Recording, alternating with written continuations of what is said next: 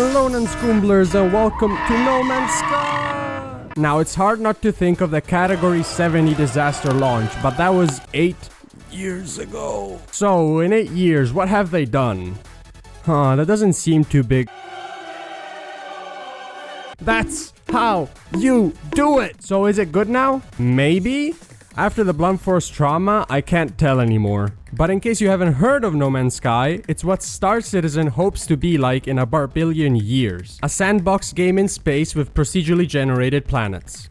Okay, that does not narrow it down at all apparently. A casual, friendly sandbox space game with procedurally generated planets and a bunch of other stuff that you might not expect? That's better. Now, what do I mean casual friendly? I mean, nothing like this. You don't need a PhD in nerd to have a great time with it. So now that I've created the game's genre, let's talk about what you actually do in the game. So the game starts and you just crashed. Not anything new for me really. You also forgot everything except your engineering skills and piloting skills and chemistry. So then let me rephrase. You forgot everything but the most important stuff. So obviously you plunder the planet and rebuild your spaceship. After that you got a call from some person telling you to go to certain coordinates to get blueprints for a hyperdrive. Well, this seems totally honest and not in the slightest a trap. What? It wasn't a trap? Ah, man. So you build a base. Perfect. And then the nice person tells us to go to a crashed freighter to get the blueprint for a hyperdrive. Oh, so that's where I put that one. Alright, now to get the fuel for this thing, we go to the scene of a goopening where we get... Ooh, antimatter. I really ought to stop doing that. Oh, nice, I happen to get another antimatter thingy. So let's take this puppy for a spin. Break, break, break, break, break! I'm getting far too used to being blown up. Don't care. I'm not reading all that. I'm happy for you though, or sorry it happened. Alright, so our friend wants to be rescued. I'm sure it's not that urgent though, because we are free to do whatever we want now. Okay, maybe not that again. Let's see. Let's go visit the orb. Oh, how could you forget such characters as Pee Pee Poo Poo Man 24 or the Cheeseler 87? Sadly, these aren't NPCs, instead they're other stinky humans. But hey, if you have any friends, you can play with them. Not that I would know what that's like.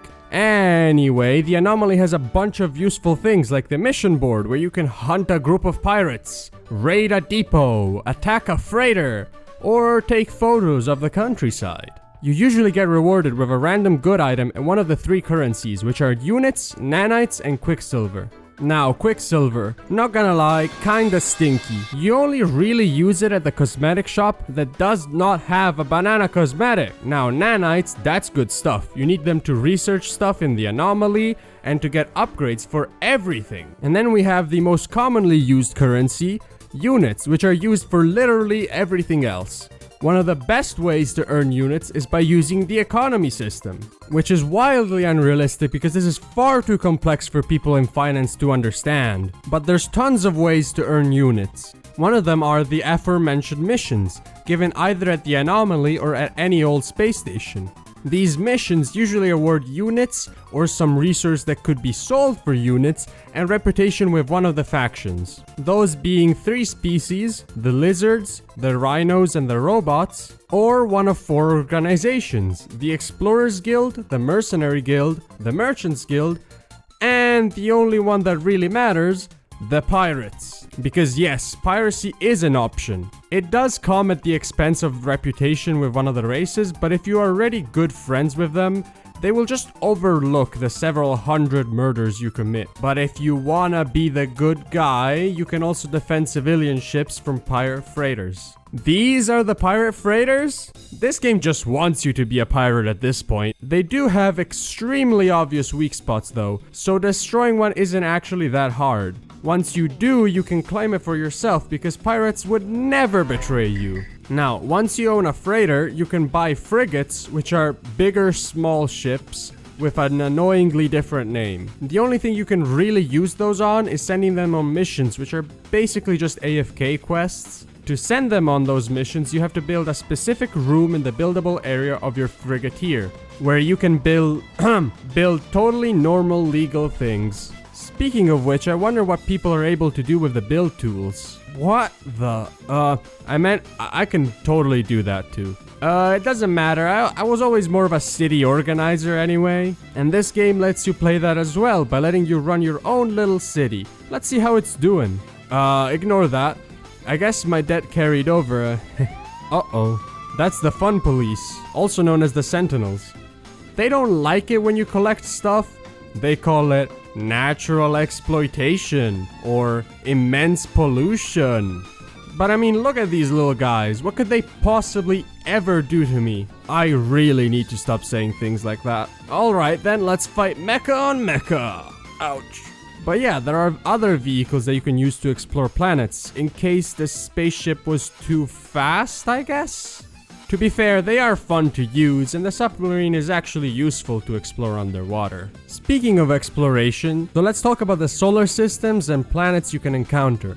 Now, if I talked about all 18 quintillion possible seeds for planets, your sun would probably explode. So I'm only going to talk about it briefly. There are 4 levels of star system. Yellow is the lowest that can be accessed by any hyperdrive. To get to the higher levels, you will need to upgrade your hyperdrive for some stupid sci-fi reason. Other than a difference in resources, there's a difference in generation of planets. And after having studied long and hard, I found that the best star system to find weird stuff in are the red ones. But even the non-rare planets are interesting to explore with a lot to discover. But let's talk about your spaceship. Since this is going to be your main vehicle for 99% of the game, there's a lot of choice in how you want it to look and what stats you want it to have. The easiest way to get a new ship is by buying one when they land. Ships can have 4 different levels: space trash that somehow flies, a homemade ship put together with glue, a regular ship, and a good ship. Then they are separated in the various obvious categories: okay at everything, good at combat, good at storing, and good at exploring.